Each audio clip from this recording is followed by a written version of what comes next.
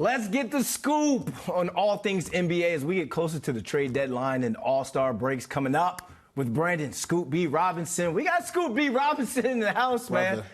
a pleasure. Oh, I'm going to call my mama right after this. Tell Mama I made it. I got Scoop B. Robinson in the studio. I feel the same about you. Brandon and Brandon. Brandon Scoop B. Robinson and Brandon London. Well, in that case, give us the scoop. We're talking NBA news, trade deadline, everything. What have your sources been talking about? Can you break some news for us? What's the state of the NBA right now? Well, the thing that I've been on and it's been developing throughout the last couple of weeks, number one is the state of the Washington Wizards' Daniel Gafford. Okay. A guy who is on the New York Knicks' radar, but there are a few other teams that are looking at him. From folks that I've spoken with, they've said that the Pelicans are a team of interest because the Pelicans are looking for both a rim protector as well as an additional guard, whether that's a combo guard or more. But the Knicks, to me at this point, specifically because of Julius Randle, whether that's a couple of weeks, or a little under a month, could use his presence. I know that they brought in Taj Gibson as a filler while Julius is on the men, but Gafford is a guy that you should be looking out for, as well as Onyeka Okongwu, who is a member of the Atlanta Hawks. The Pelicans are looking his way as well.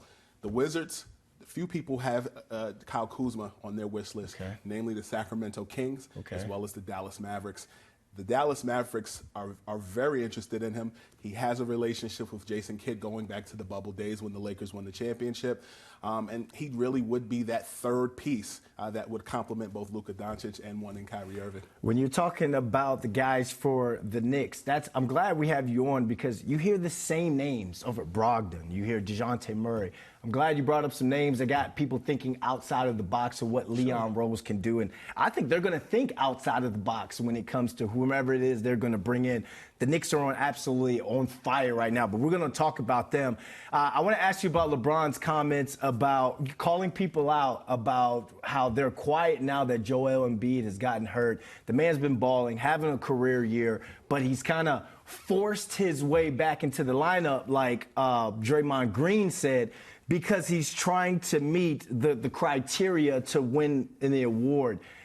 What are your thoughts on players in this whole, the number? They have to play a certain amount of games to win and be eligible for awards. Well, that's a dual answer. Firstly, because when you look at the fans who pay an absorbent amount of money for tickets, everything is expensive. A tissue is expensive. When you're paying for tickets, a luxury that many people might be a stretch in their family, you want to see your favorite star. But if someone is hurt, they're hurt. And I'll add to this specifically to your question about Joel Embiid. I don't think he cares about the MVP award like everybody wants him to think or assumes that he cares. Because you played sports. If you're hurt and you really can't play, you can't. And if you look at Joel Embiid over the last couple of years, he showed up in the playoffs wearing that mask playing against the Miami Heat. So if the brother's hurt, he's hurt. More wide range or scope into your question about just resting and sitting and more.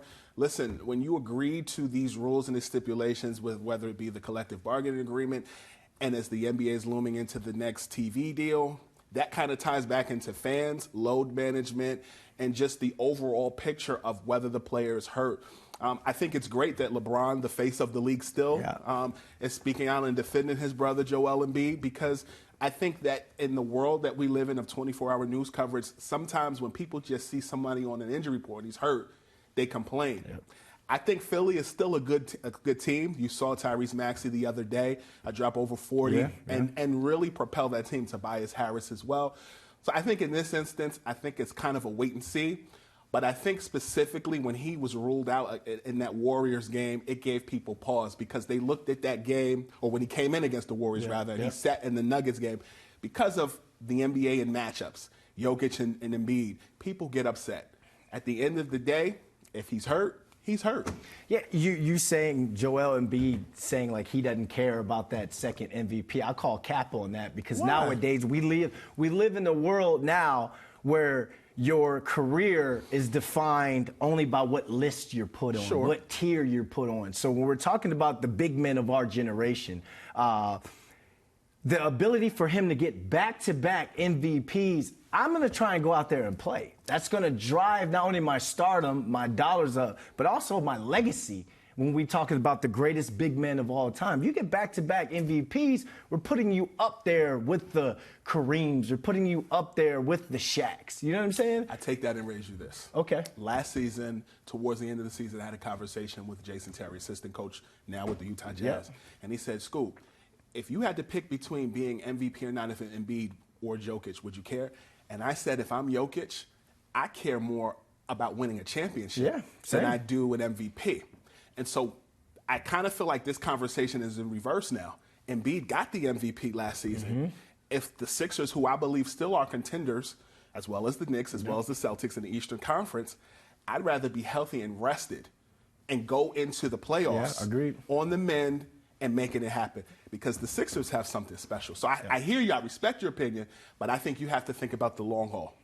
I'm with it because at the end of the day, he hasn't played in an NBA championship, an NBA final yet. So that MVP is not going to mean anything unless he gets himself a ring. So regular to solidify season award. yourself. Yeah. All right. I'll take it. That's even bigger MVP. If you're the best player on that team, you're the best player in the league, you may not get recognized with a personal accolade, but you go win the NBA final. Yeah, I'm him. I'm Himothy. Yep. Okay. Yeah. Cool. Good discussion right there. Yes, sir. Speaking of him, Jalen Brunson is him. The New Year Knicks, 15-2 in 2024. I can't think of a time where the Knicks, where the city has been buzzing like this for the Knicks since that Bing Bong video when they beat the Celtics that first game of that year, and then they went and got trashed. Jalen Brunson, all-star team, MVP chance at the Garden. But I want to ask you, do you think that New York City is hyping this man up? What does the nation of NBA fans think about the Knicks and Jalen Brunson in specific? I think the national perspective is late. I think the local perspective has been spot on. And I think when you look at this Knicks organization, this Knicks team, who hasn't had an appearance in the NBA Finals since 1999, when you had Sprewell, you had Larry Johnson, and more. I think when I had hair, when I had a hairline, like both of us. Yeah. That's a long time ago. We'll leave that there. But this is what I'll say. I think when you look at the Knicks organization and you look at Jalen Brunson overall, the thing that I like about Jalen specifically is, one, he's a second-generation NBA player. Absolutely. His dad is an assistant coach. Absolutely. I was around Rick when I was a kid, when I started my career, when he was playing with Chris Childs, when he was playing alongside Patrick Ewing and others. And to see that morphing from his dad and now him, I think is great, specifically because now people are leaning in on the nostalgia. Brunson being in the locker room with Latrell Sprewell and others, and Allen Houston. And I think it's interesting because we've seen this before. Think Steph Curry around his dad Dell when he was in Charlotte. All of the OGs of the 90s and the 2000s speaking reverently about Steph. And if you think about it, they both had a slow process, whether it's not fitting on a team on the side of Brunson and then with Steph dealing with a multitude of different injuries. The NBA likes stories. They like matchups. Yep. I think that this is going to be the gift that keeps on giving. I remember having a conversation with former Knick J.R. Reed about Steph Curry and how he used to do all these different impersonations of people, would ride the plane and more. I think it's a great story. And the fact that the Knicks are winning is great. It's great for the city whenever you have a New York team. Absolutely. Especially the Knicks. If you have the Lakers, you have the Celtics. It's good for ratings. It's good for stories. And I don't think it's bad to overhype him, because I think that Jalen has been underestimated for so long. People scratched their head when he left Dallas and came to New York City. And I think he's here to stay. As they say in the movie Kings of Comedy, the Kangs is here. The Kings are here to stay. See, but my only thing is, we know this New York fan base when it comes to sports, media, and the fans. In New York, I absolutely love you guys. All the fans around here, I absolutely love y'all. But you know how you guys can be a lot sometimes. So I guess my question was, are they building him up too much only to break him down? If he doesn't get this team to the Eastern Conference Final, remember, Aaron Judge hit 62 home runs. They booed him in the playoffs because he didn't show up in the playoffs. So are we hyping him up too much to put him on the pedestal, and now to put too much on him to further the Knicks in the playoffs to get over that hump? So where if they don't get there, he gets booed. The answer is no. And the answer is no, simply for this reason. I think that that appearance in the playoffs, where they played against the Hawks, where they played against the Cavs, I think ultimately they were missing some things. The OG Anunoby move made all of the sense in the world. Move, yep. And you are able to move, unfortunately, RJ and others as well that were fan favorites. But we're past the training wheels. You got to take those two wheels off, get on the bike, and ride the park. And I think now is the time, specifically when we talked about Embiid getting hurt. Boston, Philly, New York are the top 3 teams in the Eastern Conference in my mind. You're talking about how the national media, the national fan base is late to what the Knicks got going on. Primetime game, the Lakers, 8:30 p.m. on a Saturday. The Lakers are just the Lakers, but LeBron's going to bring attention. LeBron's going to bring the cameras. How big of a game is it for the New Year Knicks to show up, perform, run these boys up out of the gym on the national stage? Well, LeBron is always amped and ready to play New York. Folks that I've spoken with, LeBron and AD will likely play. And ultimately, I think for LeBron, New York is a stop that gives him energy. He missed the Boston game. The Lakers still won. And I think in a world where we pay attention to storylines, this will definitely be a David and Goliath story. Yep. It's going to be, the tickets for that is out of control right now. I go, but, I put something on it. I ain't got the money for some Knicks tickets right now, but I'll put something on it. I heard you could make a call. You're going to have a seat. I could have a call. I got my son on Saturday, though, 9-month-old at the Garden. That might not be. That might not be where it needs to be, but let's take the Brooklyn Bridge and go on over to Atlantic Ave. The Nets, it's like the tale of two organizations with two of these New York teams. What's going on with this franchise? Like, when you go and you talk to your sources and you're talking to your people, what do they say about the Brooklyn Nets organization? A team that has a lot of young talent, a team that is a star away from developing something, but ultimately health, cohesion, and just consistency. It's something that all has to gel at the right time. Ben Simmons, of course, being out with the left knee issue after coming back from hurting his back and being out for a period of time. Talented player, but ultimately, Mikal Bridges and Cam Thomas, you need to put some respect on his name because ain't nothing funny. This guy can play, he can hoop, and they got to figure out his minute system. But I think they have a lot of young talent. They're going to ultimately have to decide whether they're going to do some things to retain Nicholas Claxton as well. But ultimately, they're a young team, and you just got to let them grow. And that's okay. When you talk Ben Simmons around the league, what's people's demeanor? What do they say about Ben Simmons? That it's frustrating that with his height and his skill set, that the health is lacking. And I think that perceptions during the time in Philadelphia shaped where he went next. It's like you love to hate him, but when he's playing, people are watching because it's like they want that. But it's just luck has not been on his side. And I think when he finally does get healthy, I think that he can cause problems, but when is he going to stay healthy for a consistent matter of time? A lot of people say he doesn't love basketball. Do you think he don't love basketball? I disagree. Okay. I think that he loves basketball, but I think, again, storylines and perception shape what it is. I spent a lot of time in Philadelphia and went to college in the area. And Philly, they're passionate about their sports in a similar way that New York is. A little different, but ultimately, I think a lot of it was your mental. You as an athlete know that if you get hurt, and you plant that first leg down after getting hurt, it's a lot of thinking involved. And I remember seeing him when he first came to Brooklyn, and it was like he was thinking. I remember Karis LeVert shared with me, like when he came back from a major injury when he was in Brooklyn, and I asked him, how long did it take in your process to kind of not think but be methodical in which what you were doing? He said it took about 2 or 3 games.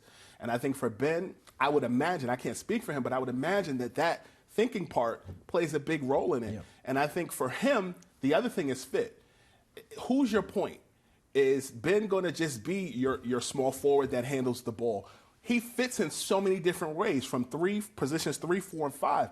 But who's the guy that's going to be the hot hand? Who's the guy that's going to distribute? You know you got talent with Claxton in the post, but ultimately for Ben, I think it's just staying healthy, and then you get to the nuts and bolts and nitty-gritty in that. I'm with you on the mental aspect of it because, like, I remember the first time I had a major injury was when I was playing in the CFL. I had a bucket tear meniscus.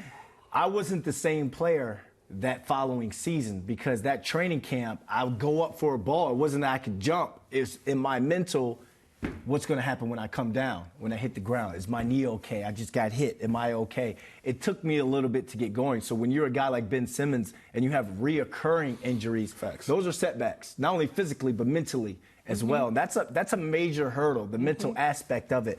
But to whom much is given, much is required. We give you that bag. That bag is supposed to get you over that mental hurdle, because if you would think you would think, right. You know, I can't put on his basketball shoes. He is him. He has to walk his own journey. But it's unfortunate seeing that type of talent, that type of money, that type of career, but you don't know what his legacy is going to be. He's going to have an asterisk by it. You know, sometimes when you look at that, I think as you're talking, I'm thinking about one and Andrew Bynum. Who played for the Lakers. Yeah. And people often question, was it about money or was it about basketball? And I think that when you look at certain people's backgrounds, where they came from, whether they had to support a family and more, I think for Ben, basketball may have not been the ticket out. And so when people look at that, they feel like, well, he doesn't want to play. He's also intelligent. Yes. And I think for certain athletes can be more than just athletes. Yeah. And I think some athletes can be chemists. Some athletes can run their own business and more. So I think when we don't see that quote unquote hunger, 50 Cent put out a song called Hunger, or an album Hunger for More. Yep. When you don't have that hunger, you wonder, well, what's his deal? And I think that's what came to mind as you were describing that bag and the process of producing on the court or the field. I was watching Gary Vee one time, and he was talking about how one of his favorite basketball players told him, I don't even love it like that. And to Gary Vee, who's a sports nut, he was like, what do you mean you don't love it? Like, I love it. Fans want it for the player more than the player wants it for themselves. Yeah. I feel like it's that. And I'll add this. One of my OGs in basketball said to me, when you look at basketball from the beginning to the end, you look at it in increments and segments. So, like, when the season starts in October, you look at the first 3 weeks, people get angry. Then you look at those first 3 weeks in November to Thanksgiving. You have family. And then after everybody leaves, you look at that December grind. Yep. And then Christmas. And then from Christmas till about the end of January. And then the grind really starts after Valentine's Day, after the All-Star weekend. So ultimately, I think for the Nets and the Knicks, they got different storylines, but they all got to get to the end of the season. And I think for the Nets, unfortunately, there's some tweaks they still got to make. All right, well, the rest of the league, I want to get your thoughts on the state of the rest of the league. Who do you like coming out of the East? Who do you like coming out of the West? Who's Scoop B's favorites at this point right now? Well, I'll start in the West. When you look at the Denver Nuggets, they are the reigning champs. Yeah, they are. And they are a well-oiled machine. In my mind, the two teams that can compete with them come that grind towards the end of the season are one in the Phoenix Suns and also in the Los Angeles Clippers. And I feel that the Clippers are very gifted for this reason. I think that they were retroactively smart in bringing in Russell Westbrook when the Lakers didn't want him. And when you look at that, he's an insurance policy for a Kawhi or a Paul George. But the thing that really benefited that team was James Harden being home, playing alongside guys that he's already played with.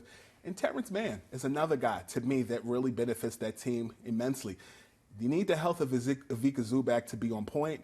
I also think that chemistry that Harden and Zubac have will pay dividends come playoff time, where a lot of teams are playing half court and they're forcing you to play their tempo.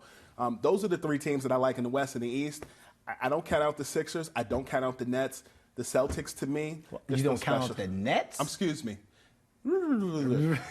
I don't count out the Knicks. Okay, all right. Apologies. Make sure y'all edit that. I don't go viral. Thank you. Scoop B wants the Nets to win. Thinks the Nets coming out of the East. The Knicks. We talk so much about the Nets. I don't count out the Knicks. I don't count out the Celtics. Okay. And I don't count out the Philadelphia 76ers. It's going to be an interesting second half of the season. I agree. I'll tell you that. And a lot of people are going to be locked in because, again, the Knicks are good.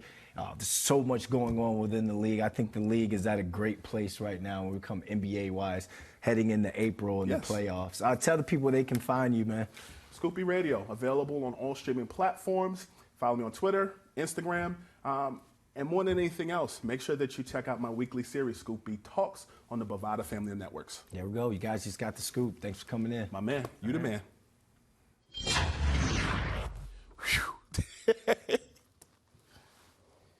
So we just got